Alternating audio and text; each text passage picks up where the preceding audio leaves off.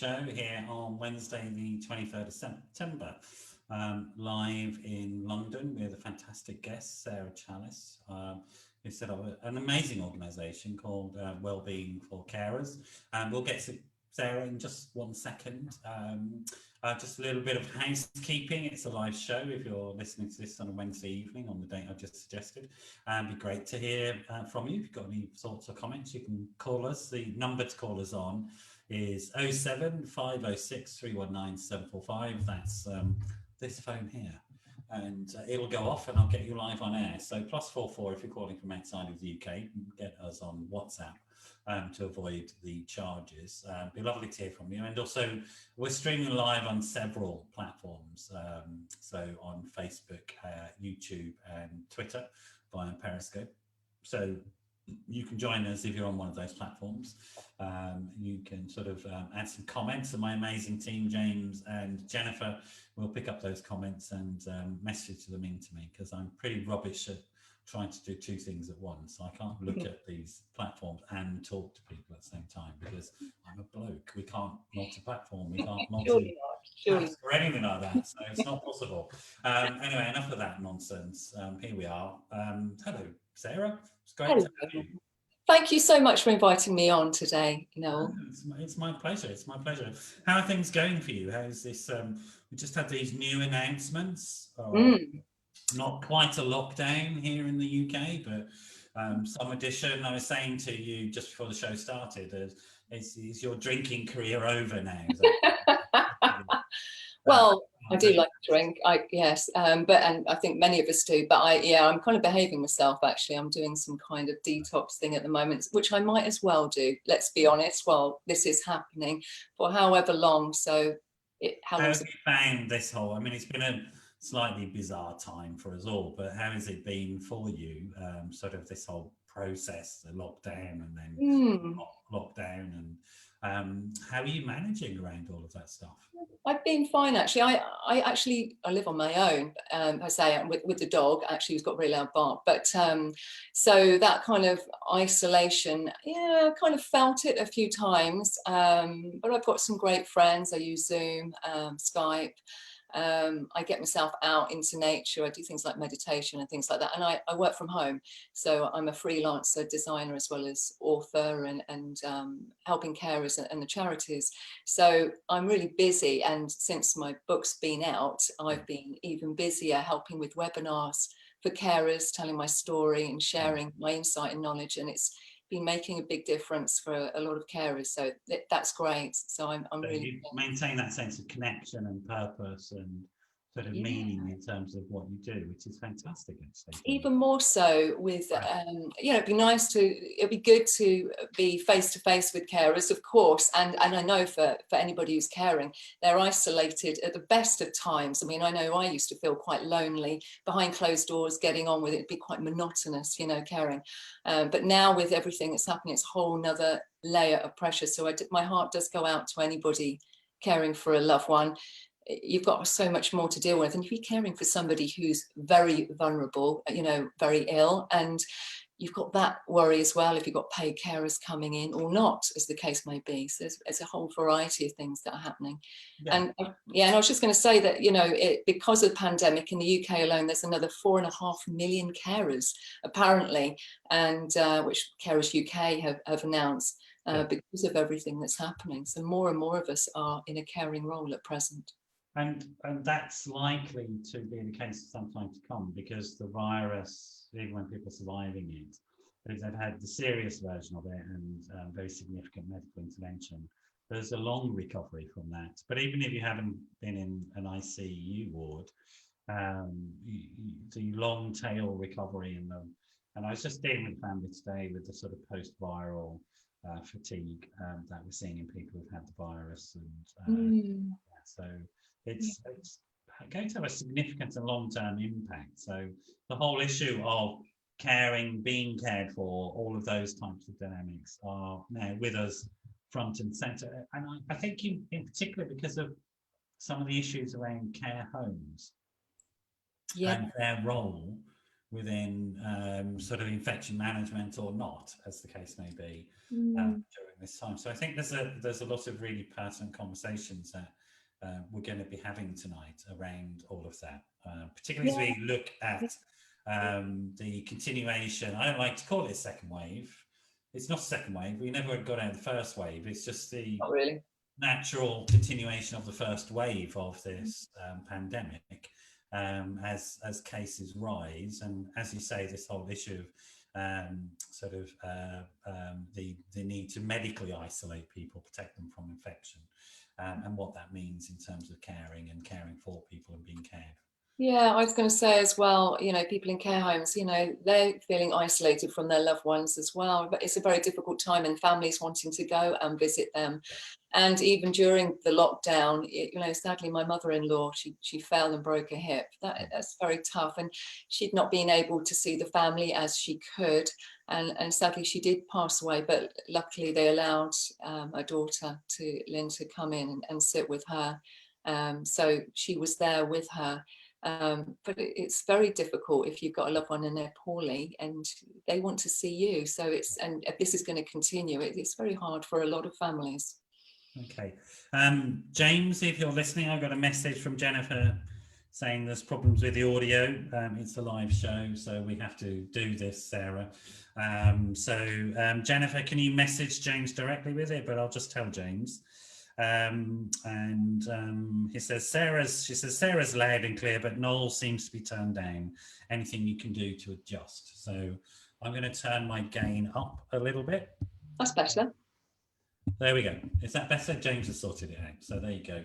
Jennifer, with those little technical tips, can I suggest you send them messages to James rather than me? You sent it to the wrong person, but there you go.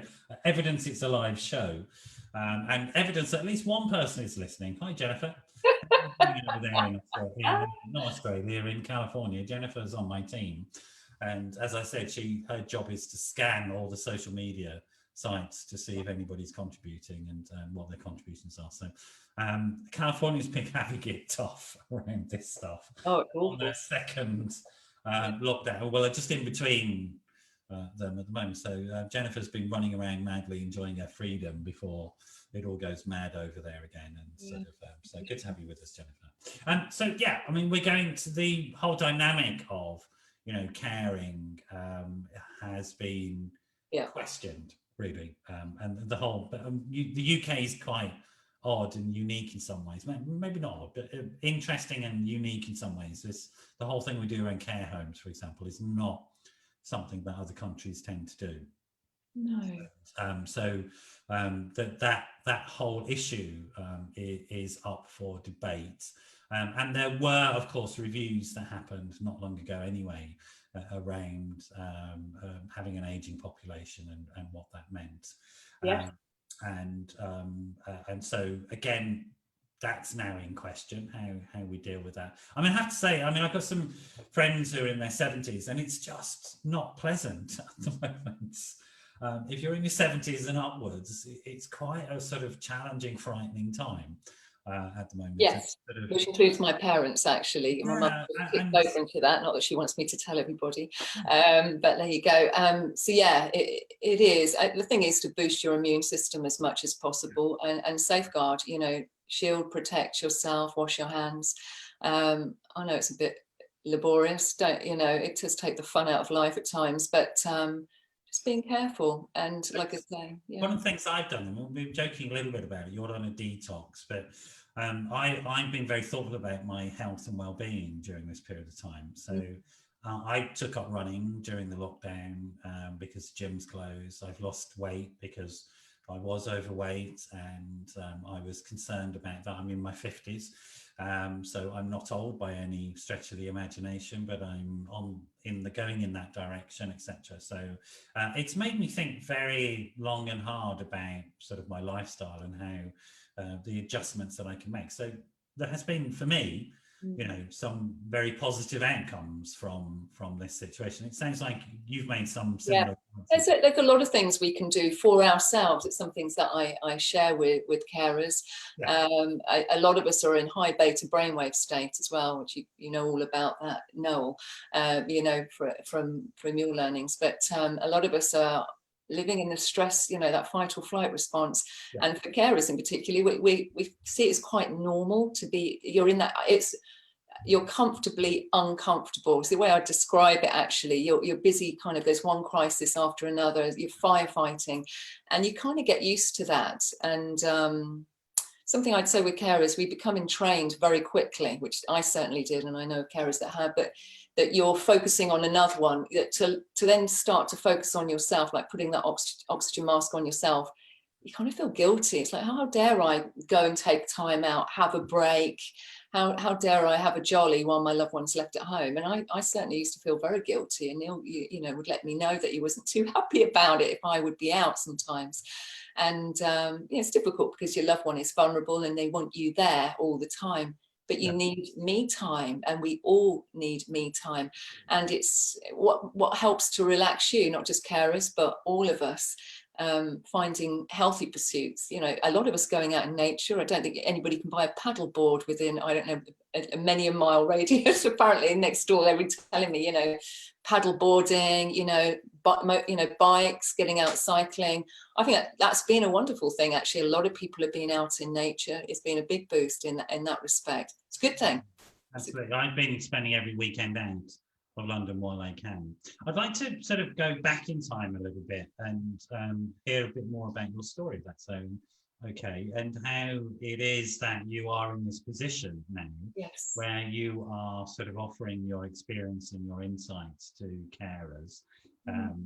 So what happened to you? I mean, what's your story? How did you well, for me, I mean, it kind of kicked off when I first came to London just over 20 years ago. I came from Peterborough. I came to live and work in London, and very exciting times for me. I was on the 26th floor of the NatWest Tower, huge views over the city, and this was where my life was going to start, you know, and very exciting. And whilst I was in the design team, within 3 days, as I was sat at my desk, in walked Neil, and he was the print supplier to our design team, and got to know him really well. He used to take us all out for lunch. We were having a great time, and he would ask me out, and we started dating. And I always enjoyed his company. He oozed confidence. He actually told me he had never been to the doctor in 14 years. Which is probably never the wisest thing to say, whatever happens. But anyway, you know, he kind of saw me as the one. I kind of pushed back a bit and said, no, we can wait for a bit longer than that. But he'd been having kind of these side effects, and there'd been pins and needles down one side, and been having funny headaches, even slurring his speech. People thought that, you know, when he was misdiagnosed for a while, actually, I'll be honest with you. But then there was one evening he just couldn't get off the sofa. Right. I got him to hospital, and just to check. I didn't think it'd be anything majorly serious, but sadly, when we got him there and he was had a brain scan, discovered that Neil had a large malignant brain tumour, which was a shock to us all because he'd been so fit and well. You know, and I just looked at, you know, I gave Neil a big hug, and in tears we said, you know, I said, we're on this journey together, Neil. You know. I hadn't been seeing him long, but I'd known him for about 18 months at that time. And I just remember thinking, you know, don't worry, I'm here for you. You know, not realizing for me what that would mean for the many years that followed. Absolutely. Yeah, you know, because life happens when you're making other plans, right? As John Lennon said. So, so Neil had a big operation, removed most of the tumour, had chemotherapy, and 6 months later he was given the all clear, and we rejoiced in getting on with life and cracking open the champagne, and that was it. We carried on with life all that year. We were fine. Neil proposed to me the following Christmas, and we weren't going to be in any rush in getting married, but only a few weeks after he proposed to me, he was having those side effects again down the arm, brought his scan forward. But this, sadly, his hunch was right, that the tumour was back, but this time it was inoperable. Right. And Neil did say to me, you know, you don't have to marry me, even though he saw me as the one. But I said, you know what, stuff the cancer, Neil. We will make the most of what we have, because I didn't want cancer to dictate our lives. You know, I was kind of rose up against that, but not really, like I say, not realizing the impact it would also have on my life and what would happen over the coming years. So we brought the wedding forward and saw it as a big celebration of all our friends and family. I was juggling, as many of us do. I was working in the city at the time still, whilst Neil, and then trying to get Neil for chemo each week. It was stressful. It was like spinning plates. And it was emotional. You have to be an emotional, physical rock, really, for your loved one. You know, it's your loved one who's ill. It's them that we're all looking to, not the carer as such. You kind of left to the side, kind of trying to deal with it all. And then within 5 years of Neil having that chemo and he was having falls, I then sacked myself from the city, as I would say, and decided I could work from home and have quality time with Neil, because I knew that time was limited for us. And I didn't want to leave him at home all day watching News 24, you know, or Seinfeld. So I wanted to be there with him, supporting him. And also he'd been having falls. And then a few years later after that, he had a stroke, and it was only a mild stroke, but it really scuppered us. He wasn't, his brain was badly affected from the chemo, radio, from a number of tumours that he'd had, and now he'd had this stroke. So he was brain damaged, and he was unable to speak, and he had a feeding tube. And I brought him home. Actually, I brought him home to die at that time, because he was going downhill so rapidly. Others out there who may be listening will understand, you know, when you put a loved one in a hospice, maybe just for you to have a break, or into a hospital, they can start to kind of give up. And that's definitely what Neil was doing. I needed to get him home, whatever would happen. But within a few days, Noel, he actually clearly was better. I mean, he wasn't good, of course, but he couldn't do anything for himself. And he was hoisted out of a hospital bed in our living room here into a wheelchair for a few hours every day. So there was a whole load of things that were going on.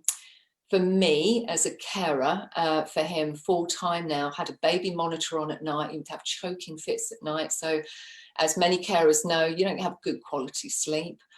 Your world becomes smaller. And of course, with this pandemic, it's smaller still. You know, you feel quite isolated.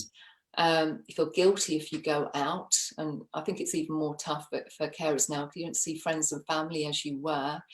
And yeah, you're not taking those regular breaks probably. And I describe, you know, Neil having that brain tumour, although he had the brain tumour, he was the one who was ill. I woke up to brain cancer every day. It may not have been in my head, but I was dealing with it every single day for 13 years in the end. And then I ended up falling ill. I ended up falling mentally and physically unwell. Without doubt. I mean, that's a very familiar story. And it's one of the things I talk to people quite a lot. We can't, if we're around something for a long time, our personalities will adapt to that thing, whether it's a good or a negative thing. It doesn't really matter. We will adapt. Our personalities will adapt. We become that thing. So if we're around somebody's illness, our personality adapts to that illness, unless we're very, very careful. We do very structured, thoughtful things in our lives to counteract that, which is not the common story for carers. The common story for carers is that they dedicate themselves to the care of the other person or the other situation. You continue giving, and and that's what you do. You become entrained in giving. And then I know of carers, and they keep giving. There's one carer that who's a friend, and I chat to her. She's then thinking about everybody else. I keep putting my hand on her arm. Yeah, but what about you? What about you, Jan? How are you feeling? And then it takes seconds, and then she's talking about somebody else who's not well. And I keep trying to bring it back to her, because she's not well in herself. You know, she's in her 60s and she's drained, and she's been caring for 30 years. You know? So in my field, we talk about a concept called codependency. which is an unhealthy form of dependency on somebody else or another situation, which is actually destructive to our own personal growth and also has impacts upon mental health, as you say, but also physical health, and also, people don't really think about this, financial health. When you go into a caring role, you often give up, as you've described, your ability to earn a living. You become more dependent on state handouts, benefits, all that sort of stuff. So you end up in poverty as well, which is, and poverty itself has its own sort of psychosocial impacts, and this whole set of problems that come with that, as well as the additional cost of caring for somebody. During that time, I'm just, there must have been times that you thought, I've had enough of this. I'm done. I'm finished. Yeah. Yes. Oh, yes. There was a number of times. I remember going for a carers assessment, actually, and right. Did you actually get one? Well done. Yeah, I did. And if anybody out there is listening who hasn't had a carers assessment, do ring your local carers centre, or any of the charities that you're connected to, and ask them for one. Really important. Or your local council. Ask. And see what they can do, even now at this time. So yeah, what I was going to say. So yeah, carers assessment. Now, what I've been doing, I've been bottling up, because what most of us do as carers, we suppress our emotions. We haven't got time to think about us. Our loved ones are ill, so we're bottling it up, we're suppressing it. And I wasn't talking to family or friends really about, because Neil had a very, very mild stroke before that one, and I got it into my head, that he was going to die in a few months, and I wasn't ready for that. So I actually suppressed that all those awful feelings, and I felt like I was waking up. Those feelings that when you've been at a funeral, that really bleak, dark, it was horrible, and I was waking up to that every day. I was thinking, God, something's not right. Yeah. But I refuse to do antidepressants. I just don't want to go down that road. I want to do more of a natural route. But then when I'm on the carers assessment, I had as a young Aussie dude, actually, and he said, well, what do you want? I said, what have you possibly got for me that's going to help me care for a terminally ill husband? And he said, well, carers usually know. I said, well, I don't know. And he said, well, tell me what's been going on. And it's almost like he just lifted the lid on the pressure cooker, and it all came bubbling over. And through tears and snot bubbles, I basically sobbed, peppered with manic laughter, I have to say, because it was funny, all this happening for an hour in front of this poor chap. But by the end of it, when I came out, I had this little bit of wet tissue as I went into the car park, and I went, oh God, I feel so much better. And I realised, in letting it out, sharing it, letting others know how I really felt, it released a lot. And I went, do you know what? I have so got to make some changes here. And I thought, right, I'm going to get out running more. I'm going to, see my friends more. And I made a concerted effort to make sure I had things in place for me whilst continuing to care for Neil. Yeah. And how did you find that? I mean, when I'm working with people in this situation at the moment, they can often feel quite guilty about all of that whole process. Was that same for you? Was that a struggle, or did you just go, I'm now a free woman, I'm going to go and do this, this is fantastic? I imagine it wasn't like that. I imagine if only life was that simple. No. I mean, I've kind of fallen ill. I think it's 13 years for me of caring, so I've fallen ill a number of times. And then I think do you mind saying what you'd fallen ill with? Because I think it's useful for people in terms of identification to understand. Yeah, absolutely. So I fell ill. I've been caring for Neil at home for a few years by then, and he was in the hospital bed. So it was full on 24/7 nursing care. Yeah. And I ended up completely depleted, which I know a lot of carers out there will be feeling at present. Yeah. My immune system was shot. I felt low. And as I continued to do that, I then caught a really nasty chest infection. Right. And I had it for months and months, and no antibiotics were not touching it. And I knew it was because of everything that was going on here, not being kind to myself, not giving myself that love and self-care that I needed. And some friends and family not really realizing, and some were judging rather than offering support. And because I'm a sensitive soul and an empath, I was taking that to heart, which was draining me and dragging me down. And then, because Neil had been in hospital, he'd picked up MRSA, which of course the last thing you need. There's different strains of it, by the way. So when he came home. Of course, I was touching him and hugging him. I ended up with MRSA infection in both ears, and I was then back and forth from the hospital.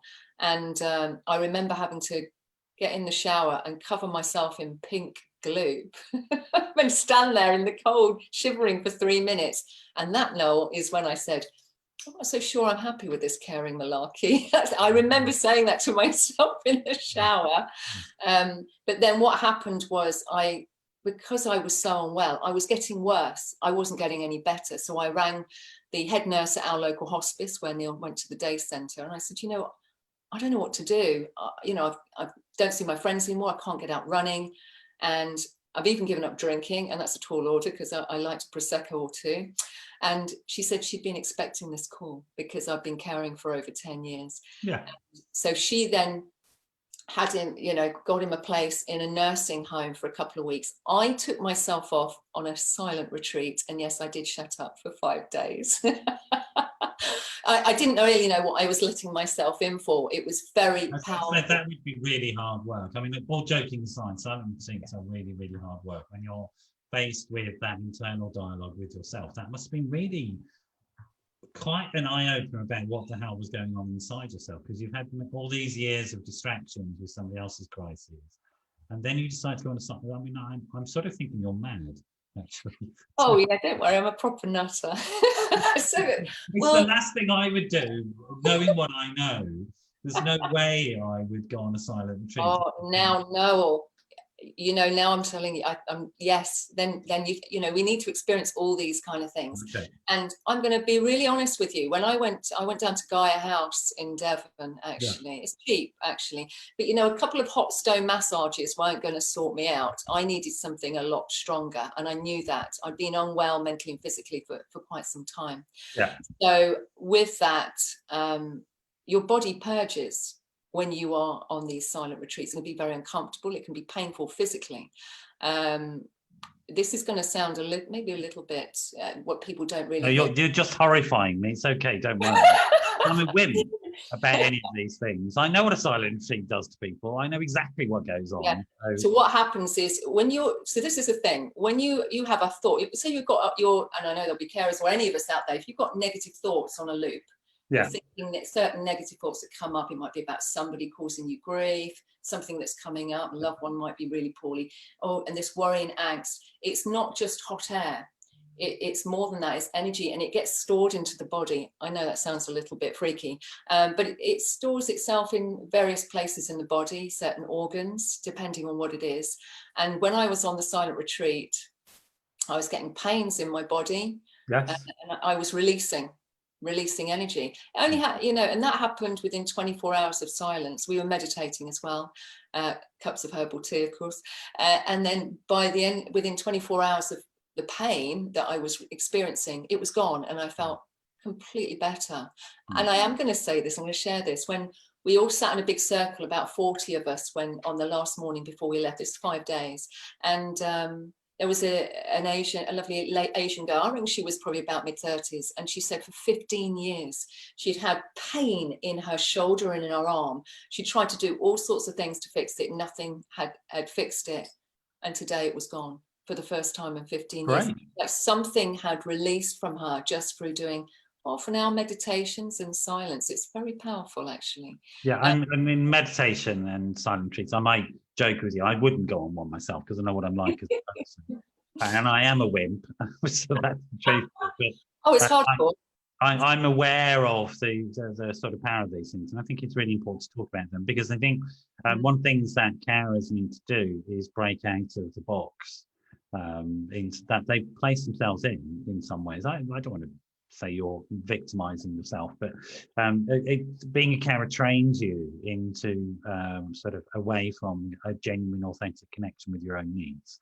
And that's dreadful. That's the most dreadful thing any human being is going to do to themselves, is to disconnect from their own needs. And anything that you can do that to reconnect with an authentic sense of your own needs and go and get them is absolutely crucial. I'm going to think about, let's talk about kids and being carers, because I think sort of sometimes I think adults as carers can often be really, really harsh on themselves, and other adults who look at carers can be harsh on those carers, Yes. and be very, very judgmental. You touched upon that, but I want to make this point about how unhelpful that is, either the carer themselves or the observer. We think about children as carers and what happens to them and the sort of things that happen to them, because exactly the same things happen to adults as carers, without a doubt. So we have also a set of syndromes now around children as carers, and it involves understanding that they have personality damage. They have damage around the ability to regulate in relationship with other people. They have identity problems. They have low self-esteem. They have less ability to regulate emotional responses, and so are impulsive and self-harming. They can be angry, antisocial, lots of illnesses. Is any of this familiar? Is this sounding familiar? Yeah. I mean, I think it's the same across the board, really, because you're kind of robbed of your identity at times. It kind of all blurs. What your wants and needs are out of the window, and I described it like this: you don't put yourself last on the list. You're not even on the list. That's how I saw it. Actually, in taking yourself out of the situation to have a break, whether you're a child, whatever it is, being young carers, being supported by charities, they offer all sorts of things and activities for them. Not just that, but getting into the outside space helps you deal with the inside space. And that's what I found in, say, for example, the silent retreat. There's a few things that I went, okay, I've got to make some big changes here. I make things different. I can't keep going the way I am. You say the victim mentality, you can kind of do that, this kind of woe is me. That doesn't help. No, I didn't mean it that way. I genuinely, I meant sort of victim blaming is the better term. I definitely wouldn't. I don't want to be seen to be victim blaming at all. I mean, I think the sort of carer syndrome is real. That's why we have carers assessments. That's why there's legislation saying that people who are carers should have their needs assessed and met. And we also have to recognise that we use carers in lieu of paying for social workers, nurses, etc., etc. And so actually carers are a very significant part of the whole health and social care landscape in the UK. Massively. In fact, there's now, because of the pandemic, it's something must be over 11 million carers in the UK, and they save the government something like £132 billion a year, the same cost of a second NHS. But the carers allowance is meagre, and if you're the one left doing the care, then if you step up to the mark, others, and when I say others, I will mean social services in essence, and another family may leave you to it, and you get on with it. Social services will leave you to it. I guarantee they will. I was the social services manager for 15 years. Seriously. I absolutely know this from the inside, that if anybody steps forward and volunteers to do any work, it's like, great, thanks very much, bye, see you later. Later alligator, and then that's the way it goes. And it's not to say that people shouldn't step forward, but I think that my sort of argument would be, and see how it feels to you, is that that if one is in a caring role and may want to do that, that's okay, but be very thoughtful about what you do and what you don't do, and what sort of boundaries that you put in place, so that you don't become the person who's nailed to the cross. No, and it becomes exactly that, actually. It is about creating a balance in your life, knowing where to push back, knowing where to say no. You can't do everything. And it is also about carving out time for yourself. And you need it, because the bottom line is, if you don't, because at the moment, up to about 70% of carers fall mentally or physically unwell. That needs to change. That's why I'm here. That's why I'm chatting to you. That's why, I've written my book, because this information is, and it does work. And I've got some great stories of just asking carers to do something just slightly differently, and in just tweak. We're gonna come to the solution. I mean, definitely. Great. The way that you do the solution, I really want to get onto that. But my thinking here, and let's see, tell me if you agree with this or not. But my thinking here is that if we can spin your story out a bit more, that potentially what happens in sort of hearing these stories is that somebody who's listening, who's in it, can go, oh, that's me. Oh, maybe I'm not doing the right thing. Maybe I do need to think about this. So, and that's why, if you don't mind, I'd like to do a bit more of your story, because so you go on this retreat and you begin to understand that, okay, there's something going on, but I guess that's not the end of the story in terms of your journey about understanding that I have needs, they're legitimate, and I need to go and shout and get them met. Do you mind telling us a bit more about that? Sort of, because again, I imagine that you had all sorts of contradictory thoughts and feelings about it. You know, you have this revelation, I'm on this thing, I did. And then you have to come back to the situation and deal with it, right? Yes, and it's kind of, what I found was, like I say, you know, when you have a break, when you get away from the situation, you can start to think, you get clarity. That's what you get. You can start to think straight and go, right, what's been happening? And that's what I was doing. I was doing things like journaling, which was really great. Jotting down my inner thoughts, because your thoughts go round and round and round in your head. It doesn't do you any good. If you actually, sometimes if you just write it out onto a page, kind of getting those thoughts out onto paper, it actually is therapeutic. It does a lot more than just jotting down some notes. So I was doing that sort of thing. And while I was on there, I realized there were certain friends and family who'd been judging me. And I think back to, if you saw me on Facebook at that time, I'm not doom and gloom. I'm like, so I always put on a brave face. But maybe that was the problem. So if you saw me on Facebook, it would be if I had a drink in my hand and smiling with friends if I was out. So I think people were judging, and that's why I call it fake book. But as I said to one of my friends, Cookie, I said, if I took a snapshot of me at 4 p.m. every day, it would be a completely different story. It would be changing Neil's nappy.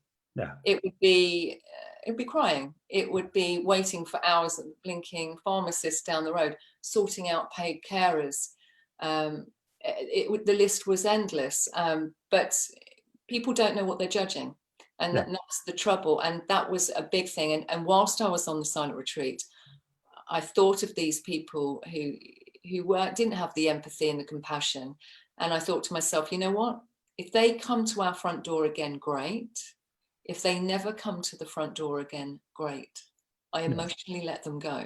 Yeah. It's a very difficult one. And if any carers are listening or anybody's listening, think, oh, but I didn't want to fall out with, say, certain family or whoever it was, because then and I know of carers who've kind of dropped a bomb and said, I am done with you. I cannot, and I know why, and I don't blame them personally.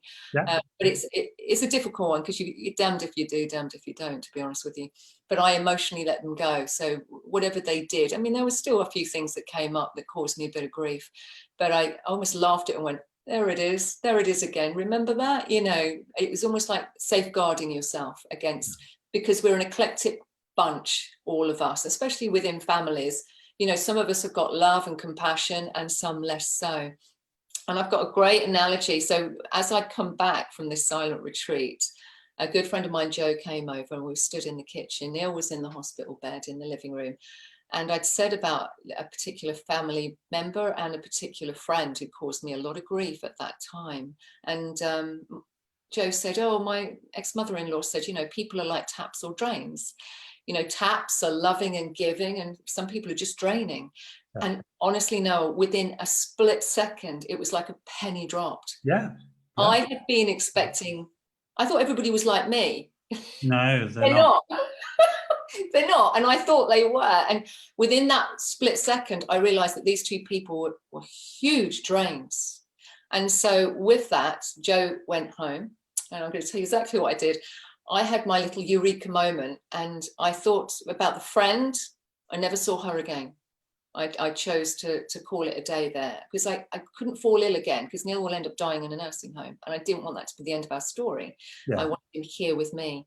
And with family, like I say, I don't really want to fall out. So I kept my distance, arm's length. Still diplomatic, still fine, but just keeping my distance. And this is what I did, and any carers could try this. I got a sheet of paper, drew a line down the middle, taps, drains, and I thought of all friends and family. Right. It took about, I don't know, 7 minutes, 8 minutes, however long it took. And I started to, and I gave it a second thought for each one. No, absolutely. That's right. And within a split, within those 10 minutes, I went, oh my God, Sarah, the list of taps was extensive. But there was this small group of people, and some of them surprised me, who appeared in drains.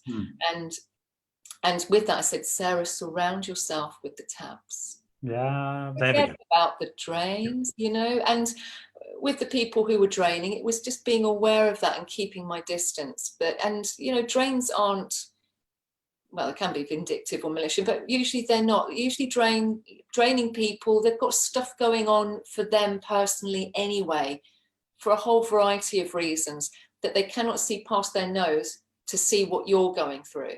Yeah. I mean, there's a difference between people who are drained because of their own stuff and people who are actively dangerous. And being able to understand who's actively dangerous is another skill that's really useful. Sort of put very, very clear boundaries in. I mean, that sounds like it was amazing, and also that the fact that you did it intuitively as well is I think a really good idea. To reaffirm that intuitively I do know what I'm doing, and I'm going to trust myself and trust my gut. I'm not going to spend lots of time trying to figure out things, and just trust that and make decisions. It's interesting that you sort of decided to sort of remain in relationship to people. It's an interesting choice. Other people may not make that decision, and that's okay as well, to cut. No, absolutely. It's your life. I will say this to anybody else. It's your life. You live it as you see fit. I think too many of us are living other people's lives, what they want us to do. I was a huge people pleaser, and at times I catch myself still doing it now, practically a walking doormat at times. I had family come over and I'd sleep on the floor whilst they slept in my bed. I'm an idiot. And, I look back at that now. I won't do that again. I was a carer, and were you the angry doormat as well? They got really pissed off that people walked all over you and wiped their feet on you, but you were lying down in front of the door. If you treat yourself like a walking doormat, others will wipe their feet on you. Absolutely, without a doubt. Yeah, it is. It is about, having love and respect for yourself. And if you notice somebody taking advantage of your good nature, which they will do if you're loving and giving, feel it, notice it. And if you do notice it and you feel it in your heart, like, oh, I don't feel, then there's a reason. Notice, recognize that. So what I'm hearing you say is that during the time that you were an active carer, you're beginning this journey of your own rehabilitation, as it were. Yeah. Yes. And sort of getting yourself back in touch with yourself, your needs, your wishes, your wants, thinking about what you need in terms of support. And you're on this journey. Wouldn't be straightforward. It never is straightforward. Life isn't. And then you're going through this process while you're still caring. And how was that? How did it feel in terms of your caring role? And what do you think it did around your caring role? Actually, it gave me more energy. It made me a stronger carer in actually filling myself up and doing things for me. And if others were judging, I would, it's like, well, what are you judging? I'm not interested in that. I have to live my life as I see fit. It's interesting. I've just had a real sense of anger. It really annoys me when people think they have the right to judge in this way. And I had this real sense of, just stop, will ya? My stuff. There you go. But I'm sort of empathizing, I guess, with the story. And I can't say enough to people, if you're listening, that find a way of managing away from the people that are going to judge you. It's the last thing you need, because what will happen psychologically to yourself is that you're judging yourself anyway as never good enough, and we're all doing that. We are horribly critical, horrible to myself. I tell you what. If we allow an externalization of that in the form of another person, it will reconfirm that stuff, and it will cause a lot of damage to ourselves. So the last thing in the world you want is anybody who's in there with a negative vibe around what you're doing. Sort of do it in the way that you're doing it, Sarah, which was, just emotionally detaching. That's a very successful tool. Or if you have to emotionally shoot them dead and get them out of your life, do that as well. Yes, but whatever you do, get rid of them. I agree, absolutely, and I think it's as for any of us actually. You know who your tribe is your vibe. Is this is a kind of a saying? Really is important. It really is important. But you're going through this and you notice, contrary to your sort of guilty thoughts about, oh, well, I've got to be self-sacrificing, you notice actually that your, for want of a better word, your performance as a carer improves because you're investing in yourself. Yes. Shock? Yes, and and taking time to enjoy myself guilt-free. That was the thing. So Right. when I came home, it took me a while to recover. I'd not physically, I'd been unwell for quite some time. So that chest infection and how I was feeling, it was still there for a while, but finally managed to shrug it. And I was safeguarding. I was pushing back, knowing where to say no. If I was away for a week, if I managed to if Neil was able to go into a nursing home into the hospice for a week, I actually asked family to ring him daily to see how he was, because he'd been a bit angry on the phone with me at one time because he's vulnerable. He didn't want to be in the hospice. Who does? I don't blame him. But I needed time out, and to keep ringing him and thinking about him wasn't a holiday. And I do remember. Let's go back because I want to go through that story again because this is really, really important. And this should not be. So the person you're caring for gets angry with you when you start to care for yourself. Yes, but How did you manage that? How did you manage that? Because that's like, because again, it's one of those things. I think one of the things is that people just, I guess, decent human beings who don't have too many internal problems would be surprised that somebody else would judge a carer. And they're sort of listening to this conversation and go, oh God, why would you do that? But it happens. So you have to be realistic. You can't be naive as a codependent, as a carer. You can't afford to be naive about this stuff, folks. That there are haters in the world. You've got to identify them and you've got to cut them out of the herd. It's that simple. Otherwise, you're going to go under. No, very well said. Absolutely, without a doubt. And then when the person that you're caring for is gonna have a difficult reaction, that's gonna twist the knife a little bit. Oh, it twisted it, yeah. I'm sure it did. I could just imagine.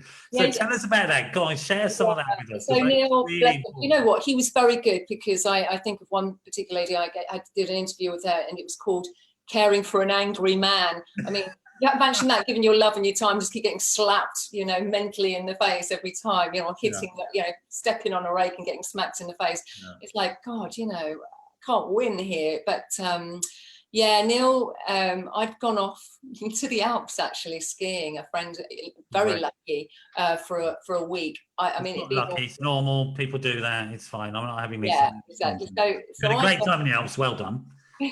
So I was out there and blue skies. Neil was he was in hospital at the time actually, and I just, that's when he'd had the stroke, and it was just having that week's break because I was in there every day for 2 months. And I rang him just to see how he was, and he shouted down the phone, "Get back here now!" And I was so shocked, because that's not like Neil. Neil had a heart of gold. He was really, really lovely. Yeah. But so that shocked me even more.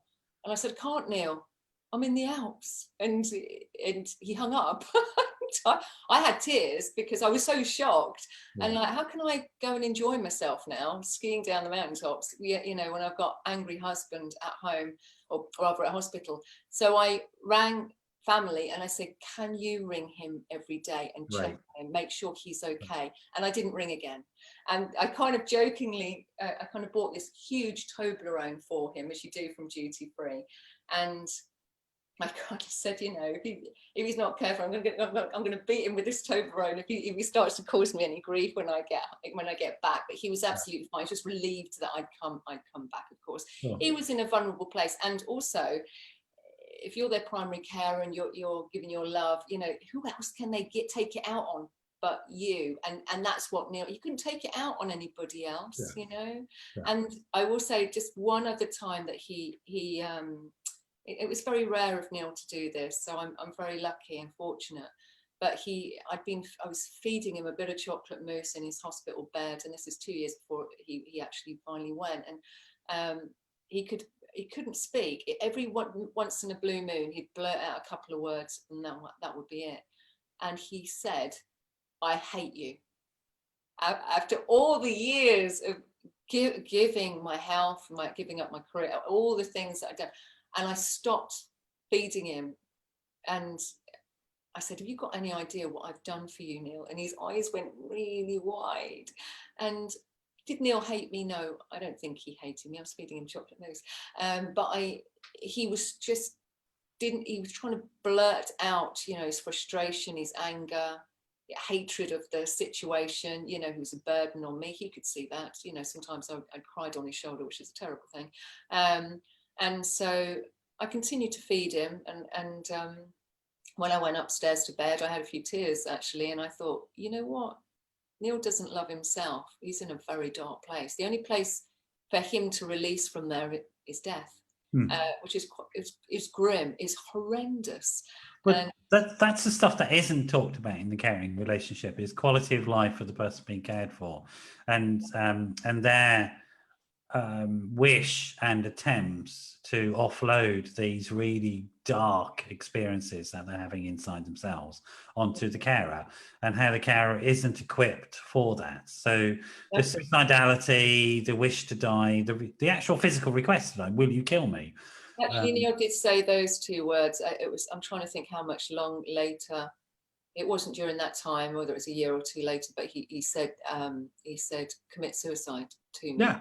And I actually didn't know what to say. Now, if I had my time again, I would. I think I did speak to him about it, but I found it as a very surreal moment. And the only way that Neil could communicate was to put his right thumb up like that. Yeah. And I know if I'd said dignitas, he would have done that. Yeah. And then I'd have gone, now what do I do? And yeah, I wasn't going to take him to dignitas. Yeah. But it's a big thing, and also the medical system, when it comes to it, will ask you, do we resuscitate? Do we keep the machines going? Do we turn them off? And somehow you're supposed to make that decision, which is grossly unfair. Well, he had to do not resuscitate, so he had a do not resuscitate form. Yeah. He talked about it years before when he was first diagnosed. I think for most don't work. 3 out of 4 don't work anyway. Resuscitations apparently, yeah. But I certainly did. If Neil didn't have that do not resuscitate form, they'd have started to try and mess about with him if he was out of it. And I'm like, no, don't do that. That would just. You just make things even worse. That's if you brought him back. So yeah, you can get a do not resuscitate form, which is, and it's another form that during that time was power of attorney, which was and lasting power of attorney as well, so you get the social care side of things. Well, financially, it would have scuppered us here, because I needed to make sure that I got care coming in, bills being paid. Some of them were in our names jointly, some weren't. It just meant that I could get on with, and I know with others who haven't got power of attorney for whoever they're caring for, it's caused a lot of stress and hassle on top of everything else you're dealing with. So it's definitely worth it. There's a lot of practical things. And we're sort of segueing into that part of the conversation. We're getting there, but I did want to, I'm a psychotherapist, so I sort of do this anyway, but I wanted to sort of go into some of the reality of your experience a bit more, so that people who are listening and maybe watching at another time can sort of get some identification, particularly people who are in it, hearing the story and hearing the actual day-to-day stuff, and how unfair it is. And it's just not fair being a carer. There's nothing fair about it. And the reality is, nobody's going to step in and rescue you from this really shitty situation. You're going to have to find the strength and courage to get in touch with yourself and then build your sense of self again, and your needs, and learn all these communication skills, and ignore the negative voices that tell you you're somehow bad, because actually you just want to have a life. Just in terms of the relationship with Neil, and I wonder how it went in terms of, as you do sort of, I mean, there wasn't that much of a relationship with him because of the level of disability that he had. But as you do begin to develop your own sense of personhood again, yes, generally that improves the relationship with the person being cared for. Absolutely, it did. It did, right? Okay, good. So I described it almost at that time as holding on to emotionally and physically very tightly. Yeah. But as he was waning and he was deteriorating, I was sinking with him. That's how I would describe it. And I realized I had to actually loosen. That's one of the reasons actually I went on the silent retreat. It was loosen my grip on Neil. Yeah. You know, we were on this journey together. But one of us is going to pass before the other. You know, we're all going to pass at different times. And your number one person in your life for all of us is yourself. Yeah. Because you are the center, you know, stage in the movie of your life. Yeah. So you've got to make sure you're all right. Because if you're not all right, how can you be there for anybody else? So I was taking better care of myself. It's also a fact of any relationship between adults. Is that if you're not individuated in relationship and relating to each other as different people and making conscious choices to be involved with each other, your relationship is going to end up in a car crash. That's just a fact. That, for any relationship to be healthy, there needs to be two people who are whole human beings as much as they can be, and then living their lives as whole human beings who are making voluntary decisions to share aspects of their functioning with another person. That's what a relationship is. Absolutely, it and is. If it's based upon sort of guilt, disorder, darkness, obligation, all of that sort of stuff. Yeah. It's on a hiding to nothing. So I guess my intuition was right. And my experience is when I talk to people that as you get back into having a healthy relationship to yourself, your capacity to have a healthy relationship to the person who has a disability or that needs to be cared for improves as well. Yes, yeah. Between you anyway, but because I was better, I was feeling better. I had more energy. I was in a better state of mind. And in doing that and taking time for myself and carving out guilt-free, I made decisions from a better state of mind. So I was making better decisions, actually, in filling myself up. I had more to give Neil. I knew where to push back. It was actually being more authentic, not just with those around me, but with myself. And recognizing and just saying no sometimes. I'm afraid I can't do that. Just being really honest, being authentic, dropping the mask, not keep putting on that brave face, which too many of us do. You want everybody to like you. Well, you can't get everybody to like you all of the time. You might as well like yourself. I think that's probably the most important person you need to like is yourself. And now we I guess, the inevitable is on the cards. Neil is going to die. This. He does die. Yes. And that's got to have been horrific. But also at the same time, I remember when my mum died from cancer, it was horrible, of course, but it was also a bloody relief, I have to say, because it's been going on forever. How long was she ill with cancer? No? She was ill for quite a while, and I was quite young. And but I suppose my experience was at the time was that I suppressed some of those feelings of relief, thinking somehow that was wrong, that you're not supposed to feel relieved that somebody's died. But actually, her quality of life was so poor that the poor woman. I'm glad it was over for her. Do you know what I mean? It wasn't going anywhere. But what was it? What was it like for you? I mean, it was fine. So, on the 6th of September 2015, so it's just been 5 years now, Neil had another stroke. I'd actually wheeled him down in his wheelchair to Twickenham Stadium, we're just a mile away from that. So his last day was watching England beat Ireland just before the World Cup. So can't ask for more than that. Except I'm Irish, so I'm a slightly resentful that that's what happened. But there you go. More than that. So we were friends and family. My mum and dad were with us as well. And the last thing he tasted was Bollinger. So there we go. That's that's not, if it's going to be your last day, that's not bad. And it's kind of weird how it all happened. As soon as got Neil home, hoisted him into the hospital bed, and he had a stroke. Had a huge bleed. I mean, I didn't realise that's what it was. Got him to hospital. I just didn't recognise that's what was happening. It's kind of weird how it all happened. Got him to hospital at midnight. My mum, I said to him, I always said, Mum said, I'll come with you. I said, oh, don't worry, they'll just patch him up, because I always said he's not staying here because he'd been hurt very badly by hospital in the past. Yeah. And I just said, patch him up, send him home. He's not staying here. You know, I need him in my care. And then, of course, they scanned his brain. They said, actually, because Neil had been at the hospital so often at that time, he was so very ill in palliative care. They said, I'm sorry to inform you, he's had a huge bleed, he's dying. And I actually said, what now? Because the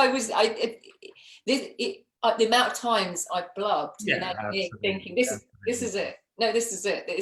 And it had been happening so many times. I was really shocked that it was like, now it's happening now. And I said, well, how long? He said, well, it could be 2 days. Oh my God, because I thought, well, I can't leave his bedside now, you know. Yeah. But Neil actually passed in about an hour and a half later. Right. And I had my hand on, and that you could see on the monitor, the figures were dropping, so things were changing. And Neil kind of looked asleep, but I think he was in transition, but he was kind of looked out of it. And I had one hand on his heart, the other in his head, and I was just kind of there with him and with my mum. And as he passed, I actually said thank you, because I didn't want him suffering anymore, and I didn't want to suffer with him. It'd been too much for too long, and it's all about, Noel, it's about quality of life for all of us. For all of us, it really is. Yeah. And it was a relief. So, I sat down. I felt like I could sit down for a week. Did you? Right. Okay. But I also imagine that there was something weird as well, because this had been your whole life. Albeit that you had been reclaiming aspects of your life that weren't the caring role, but it was still a huge part of your life in terms of purpose and meaning. Yeah. This is what I am. I'm a carer. I'm other things now as well. Yeah, you know, that's your identity, and I would say that is wrong. I would say to anybody out there, I'm a carer. I used to say to people, I'm just a carer. Might as well just say I'm a walking dog. I'm a dog's body. No, you're not. Yeah. You know, you are so much more. You are in a caring role, but you are so many other things. You know that. You just happen to be caring for somebody. Yeah. Recognize that you're not just a carer. Caring is an amazing thing anyway, because not everybody can do it. You know that. Many walk, and I've spoken to those who have. But yeah, caring, but not the carer is the phrase I would use. Yeah, absolutely. And naturally, you go through a grieving process, and often, it's not always, but often it's more complex in these types of situations because of the baggage and, for want of a better word, the damage that's occurred that we need to process and come to terms with, and maybe we have some complex feelings about the person we were in that caring role too, possibly, are difficult to process and let go of. We don't need to go into that, but No, I was not too bad actually. I gave thanks. I know that there's more to life than meets the eye anyway. You know, I don't like to use the word death and dying. It's actually passing over from the things that I've learned through meditation and stuff. So I know, I'm not religious, but I know that there's a whole lot more besides. And I will share this. I read Anita Moorjani's book, Moorjani, Anita Moorjani. She had a huge near-death experience, NDE, and I just needed, when I read her book at the time, and I met her when she came, she gave a great talk at Alternatives in Piccadilly in London, and how she'd been a people pleaser and a walking doormat for most of her life, and she ran away from an arranged marriage. Anyway, because of the stress and worry and trying to be all things to everybody, she ended up with 4 years of cancer, and then in hospital in a coma, and had a huge near-death experience. She was outside her body. She could see everything that was going on simultaneously. Absolutely amazing. It's all documented. And then they said, it's not your time. Her father had passed, was there. And he said, come, you need to go back. And she said, well, I'm not living like that, how she'd been living. And so she agreed to come back, and she came back into her body, and she was pretty much, she'd had tumours of kind of the size of lemons in her torso. She had open skin lesions. That was it. She was emaciated from cancer. But within 3 weeks, I think it was pretty much gone. It was like a miraculous, and they just couldn't find the cancer in her body, and now she talks around the world. And so her book Dying to Me was profound. And I read, so when in the last summer of Neil's life, so he was grim and he wasn't so good, I read him that chapter. I wedged myself in sideways into his hospital bed with him with the cot sides up. I said, I want to read this to you of what happened, because I knew that Neil was not religious, he was atheist. And he thought, well, when you die, that's it. That's a really grim outlook, of course, and from where he was. And I read how she felt all this unconditional love. She felt, you know, all these beautiful things. And of course, then she healed. And I said, Neil, you know, so, you know, you shouldn't be afraid to die. We're all going to go, but it's only your body that perishes. You move on. I said, did you enjoy that? And his thumb went up that quickly, and he was gone within that week. And it gave him permission to go. Wow. And I thought, you know, if there's anybody out there who's struggling with that side of things, you know, maybe take a look at that. She has a lot of YouTube clips for Anita as well. I think she's great. She lives a very different life now. So it's like, you know, pushing back, living her life fearlessly. That's what she was told.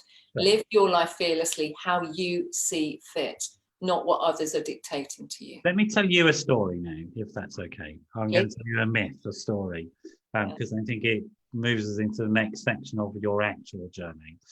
So it's about the choosing of a new shaman in the village. And so the old shaman knows that they're going to die, hence part of their job is to choose the person who's going to take on the mantle of the shaman being a particular type of healing and a belief in a particular type of healing. So the shaman calls all the village together. They're all a bit nervous. It's like, I don't know, I'm not sure I want to be the shaman, and we know this is what he's going to do, and wanders through the village, and then eventually stops and touches an adolescent child. And at that point, all the good spirits that provide healing and nurture and growth in life come and pick up the adolescents and fly them away to the underworld. And the underworld is where all the bad spirits are. And in this sort of shamanic belief system, the bad spirits are responsible for illnesses. And then the soon-to-be new shaman is there, and their clothes fall off, they're naked, they're available. And some of the bad spirits that cause some of the illnesses come and they rend the flesh from the bone, from the body, and the sort of adolescent is aware, conscious, experiencing this all the way through, and then they finish rending the flesh and they leave it in a pile.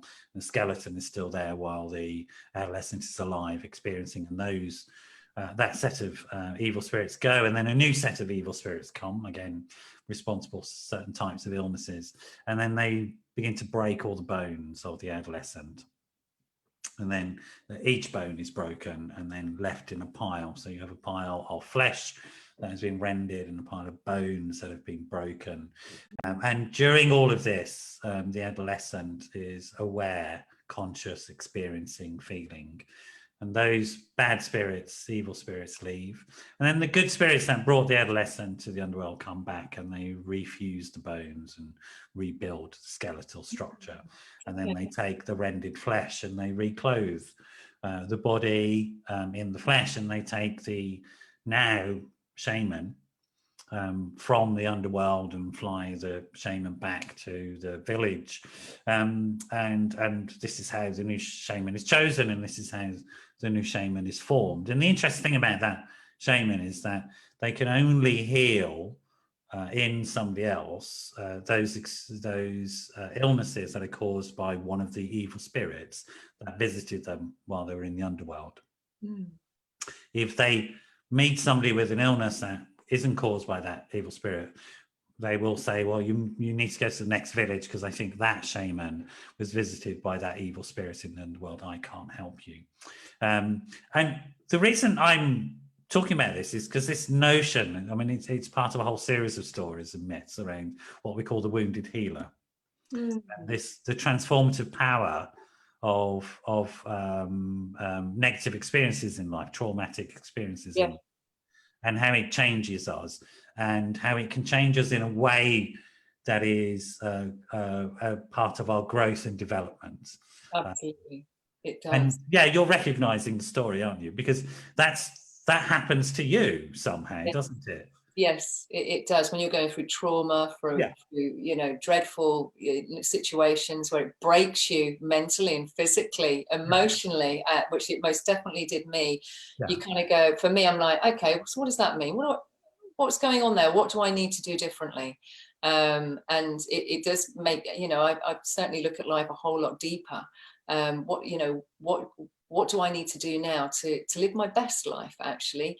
And I've kind of been pursuing on that through meditation and learning all sorts of things along the way. I find life fascinating on that. And more, as well as your own personal journey, because I think that once we get authentic in our experience, so it's sort of what we do for our own personal journey then becomes an expression of our life. And in the old Buddhist term, it's karma and dharma. So you find your meaning and purpose, which is your dharma, and then your karma, i.e. your life, just naturally falls into place.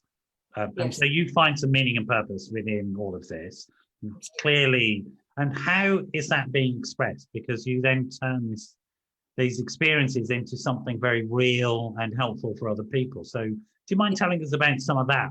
The sort of things that you're doing, and things to share actually for anybody out there in a caring role. In the last year of Neil's life, as I'd regained my health and strength, and I was enjoying life again, even whilst caring for a terminally ill husband. And I was a trustee for a charity at the time. God, and then I ran a marathon as well. I really did make a rod for my own back. I think back it's like, maybe just sit down, Sarah, or just have a chocolate biscuit. Anyway, I don't know what was wrong with me. Classic sort of response of somebody who's been in a caring role. Okay, now I'll go and climb Everest because it wasn't enough for 15 years, was it?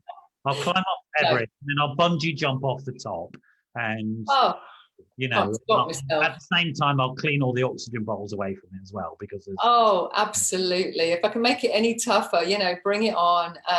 So I realized that I'd learned so many things, and also, anybody in a caring role learns the hard way, usually on your own. There's no kind of silver platter with, here you go, here's all the things you need, or any of that sort of things you learn. Horror. No, there isn't. you get slapped in the face with one thing. As soon as you sort of go, okay, I've dealt with that now, and then bang, you get slapped in the face with something else. Okay, now I've got that to deal with. Okay, that person, this doctor, this whatever it happens to be, or what's going on for yourself personally. So I realized that's when I started to write my book. Who Cares? How to Care for Yourself whilst caring for a loved one. I'll just quickly show a quick cover of it, because there's a few books called Who Cares online actually on Amazon. And we got a picture of that we can sort of make sure goes out. Absolutely. I'm asking the team, we'll make sure it goes out. Thank you. So that's when I started to write it. And what I did was I wrote down all the issues that I had to deal with over those 13 years, and also issues that other carers had dealt with. Because it had been 13 years for me, and it had been so hardcore with caring, I think I've been through pretty much most of them. I know financially that some carers end up losing their house, things like that. So luckily I didn't go through that horrendousness, but pretty much everything else, I got the stamp of, it hit me at some point. So I started to write that all out. It's taken a while actually. So it's taken 6 years for the book was published in June for Carers Week, which is fantastic with Hammersmith Books. So they've got a whole load of books on caring on their website. So I knew that they'd be intrigued. So that was great. So putting out there, I'm also involved with charities. So I'm still involved with INS, Neuro Charity based in Twickenham, Integrated Neurological Services, because they'd been supporting myself and Neil, giving Neil one-to-one physiotherapy, which was amazing. They are a truly unique charity.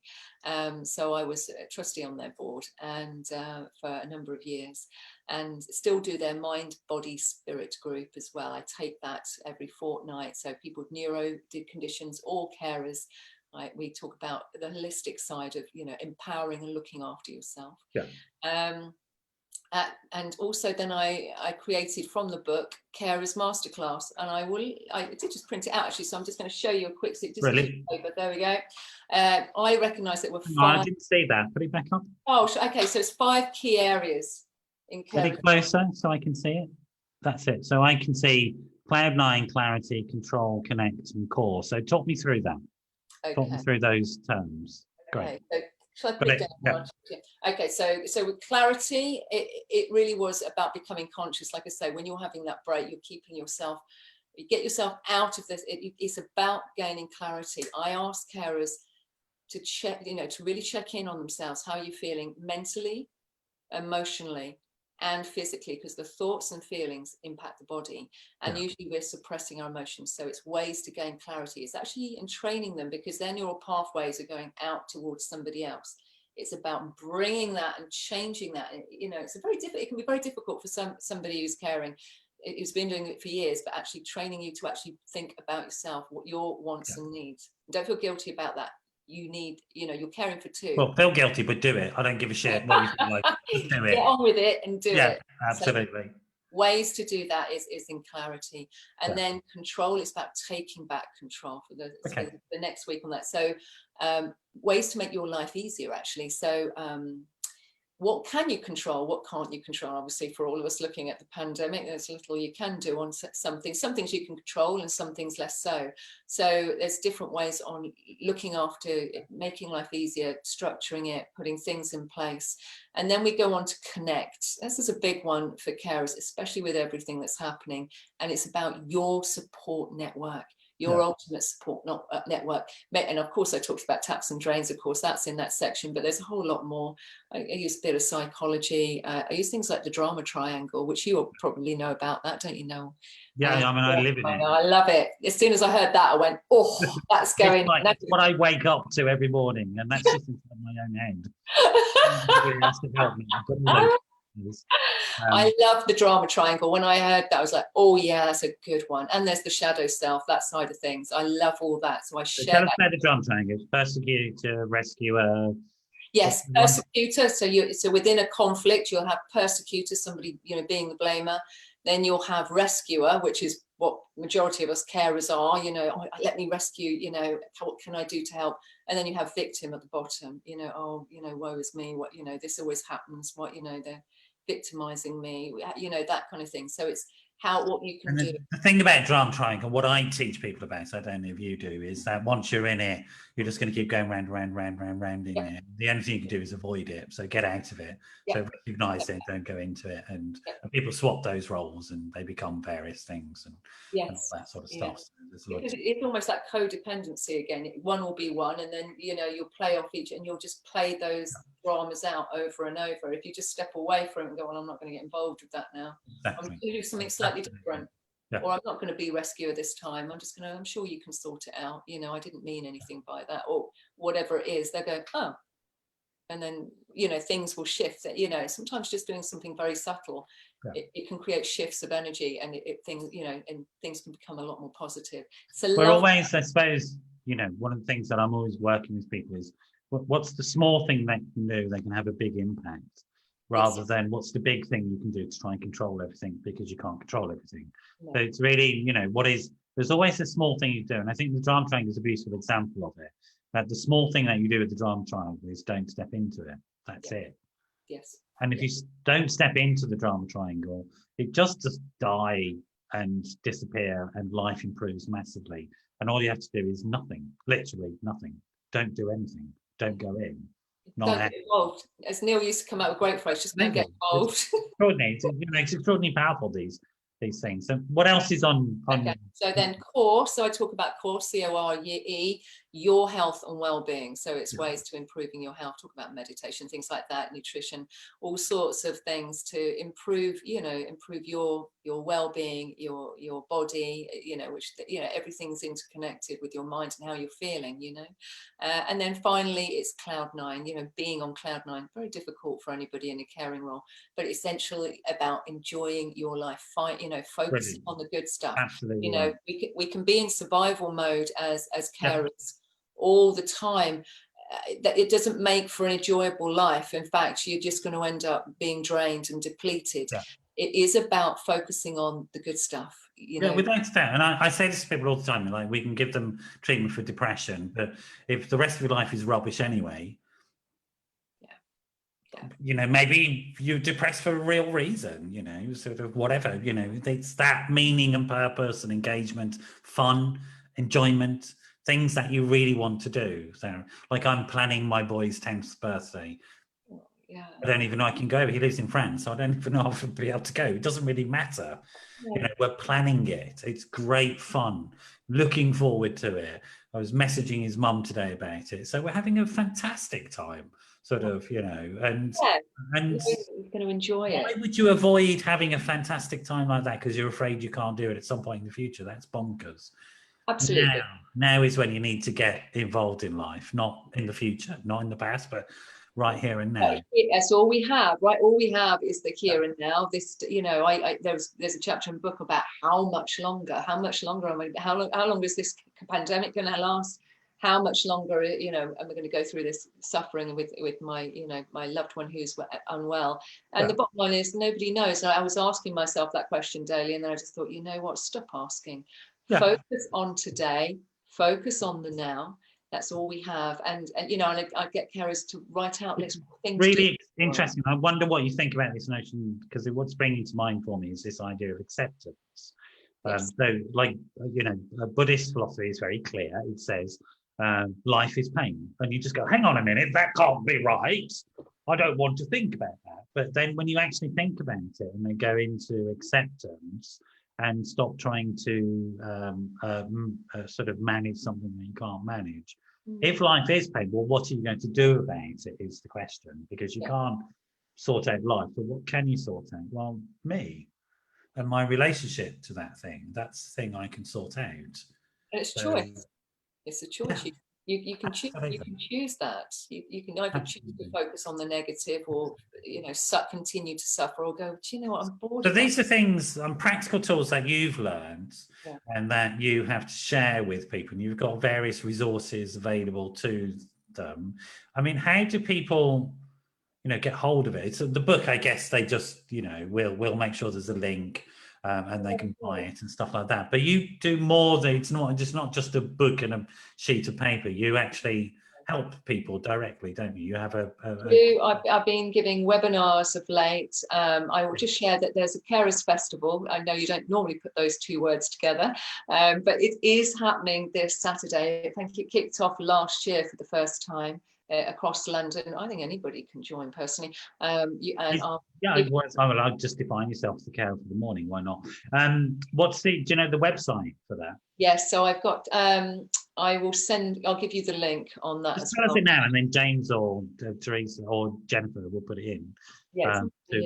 Social media. It's not straightforward. It's on Eventbrite, actually. So if anybody wants to Google Eventbrite and look for Carers Festival, it's starting this Saturday from 1 till 6.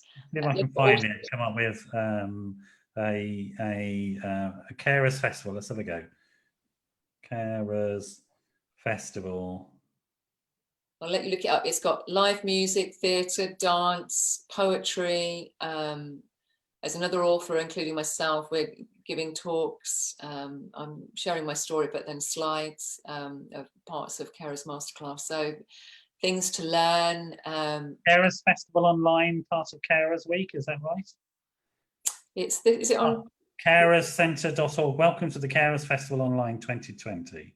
Yep, I think that must be it. A lot of charities have been sharing it out.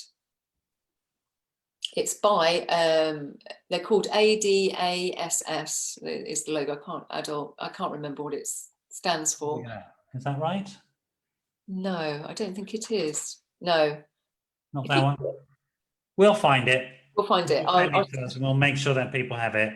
And what else are you doing that people can get hold of you, and how they can get hold of? You go onto my website, so www.whocares4carers.com. They want to go on there. They can sign up. They get a free download the 5 top tips that every carer needs to know. Which are? Yes. What are they? Oh, what are the top tips? Yeah, give me the 5 top tips. What are they? Okay. If you can remember them. I've got loads actually.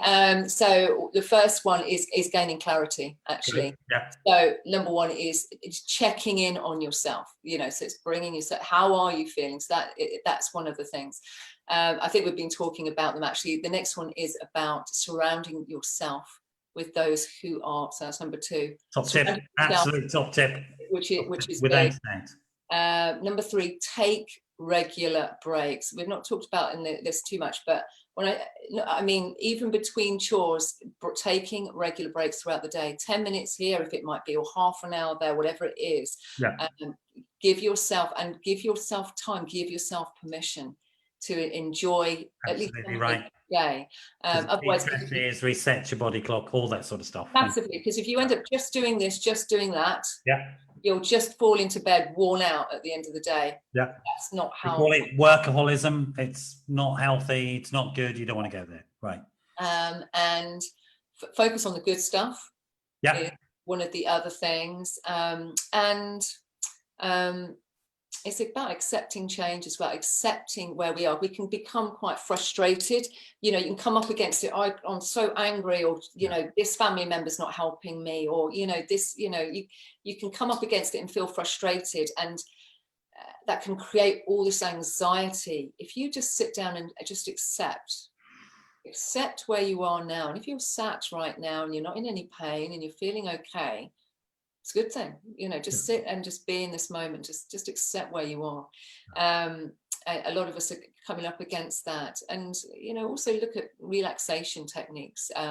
There's all sorts of things that we all like, different things. Some people loathe meditation or stuff like that. Taking yourself for a walk in nature, for example. Think about the things that you do enjoy, or things that you don't do at the moment that you like to do, carving that time out as well. And be kind to yourself is one of the big top tips as well on that one, on the download. So, you know, we can be our own worst enemy, and I certainly was. Be your best friend. Be really kind to you. And people, not individuals, but organisations and groups, can ask you to come in and present around these issues. Yes, and do webinars. I do webinars. Online training as well, I believe. I do online training. So I'm with Curo Carers, CURO. They're a new charity going into workplaces, obviously virtually at the moment. Just today we did one for Edwards, carers in the workplace. Supporting carers actually then supports business, funnily enough, because if you're making sure they're okay, keeping checks on them, you know, it's keeping them healthier. It makes them feel better. They, you know, they feel that people do care and do have compassion, and it's not leaving them at crisis point where they just end up having to leave a job and that's it, you know. So that went really well the other day. So it's going in. We give live webinars on, and it's a pilot scheme that Curo are running. So allowing those carers to check in digitally, and just with a team of experts behind the scenes, doctors, financial advisors, etc., so that they can text or whatever if they're struggling, because it's a really multitasking when you're caring and working and you've got all other things going on. It is a proper mind spin. So so that's going on. All sorts of things. So with charities. And what about your future plans? For me, I'm still a graphic designer, but my thoughts and my intention is really going towards the caring sector and helping those in caring. 3 in 5 of us will be a carer at some point in our lives, and of course, as an aging population, that's happening, and it's still too many of us are falling ill. That needs to change, and that's where my position is on that. So I'm going to write another book, which is going to be my story, with plenty of black comedy in that, Noel. You know, it's all. Whereas this book is it's about positivity, enriching your own life, being kind to you. It's going to be warts and all, basically, but a lot of the funny stuff as well, because Neil was a comedy act as well, so it was really good. And getting Carers Masterclass out online. So if anybody wants to sign up on my website, whocaresforcarers.com, sign up on that. I'll let you know when it's ready. I'm just getting my head around the platforms and things like that. You know, there's so much to deal with when you're you know, it's like, I'd like to just do it now. I could do it now, but there's lots more things that you have to deal with to get the show on the road, which I'm sure you're fully aware of, Noel. So I just give up on a regular basis. That's one of my top tips. Just give up on a regular basis, and just give up. Have a cup of tea or something like that. You know, sit down. Get a cup of tea. Sit down. Let somebody else do it. Sit in a corner and be a sort of quivering jelly. That's probably the best way to do it. So that's it. And I'm also involved with like co-production group for like Richmond Council, things like that. So I am involved with councils at the time. So, you know, giving my tuppence worth on the board on those from a carer's perspective. You need that voice. I mean, it is such a joy to have you on. It's a great story that you got of change and transformation. And, you know, if people are out there struggling, you know, it can get better. If you have been triggered by these stories and by thinking about it, you're in the middle of it now. I just do want to say we will put some helpline numbers. What would you suggest as sort of helpline groups, Sarah? Yeah, absolutely. Okay, so I am going to give a helpline number right now. Carers UK, I do love their website. It's very proactive, very on the money. So I'm going to give a number now. So if you are struggling, or you know you need more support, you're not sure how to turn to, ring this number 0808 808 7777. So read that out again. Yeah, 0808 808 7777. And James or Teresa will put that in the... Yeah, and then there's, if you just go to if you Google Carers UK, it'll come up straight away. Their helpline is on from 9 till 6 in the day. Ask for a carers assessment from your local carers centre if you haven't had one. Do ring, you know, even though charities have closed their doors and we're not meeting each other face to face, still doing things virtually online. Absolutely, without doubt, all the services. I think of Richmond Carers Centre, I'm involved with still, where I taught carers masterclass.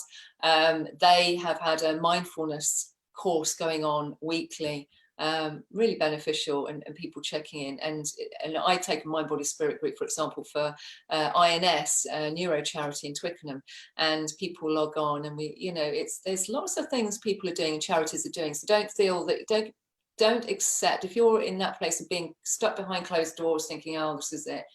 No, it's not it at all. Put the feelers out. That's a really big one. Put the feelers out. Find out who is out there. Ask other carers. Find out what's going on. There is still, charities are doing great work and offering great support. So what we say in my profession is get engaged in what we call help-seeking behaviour, and don't stop till you get the help. So ask for help, get the help, and just keep on asking for it wherever you go. So help-seeking behaviour is what will save your ass, people. It really will, in every sort of situation. We have to come to the end. It's been wonderful to have you on, Sarah. It's an extraordinary story and extraordinary work that you continue to do. So, you know, thank you for that. We have to finish there, unfortunately, folks. It's been a fantastic show. I actually do remember who's on next week, oddly enough. This is a first in the history of this program that my brain is clear enough to actually remember who's on. Next week, we've got a guy called Richmond Stace, who's a physiotherapist who specialises in pain and looking at how we deal with pain from a sort of physiotherapy perspective. So by not using drugs, essentially. Great. Because pain management is really, really complicated stuff in terms of the drugs that are available. And Richard's a really good guy. I've known him for many years, which is maybe why I remember he's on, but there you go. So look forward to that next week. Wonderful to have everybody here with us this evening. The helpline numbers were there, so don't worry if you can't remember them. But if you are struggling, reach out for help. There are people there who care in that way that will be helpful. I'm going to say goodbye for now. Thank you all for joining us.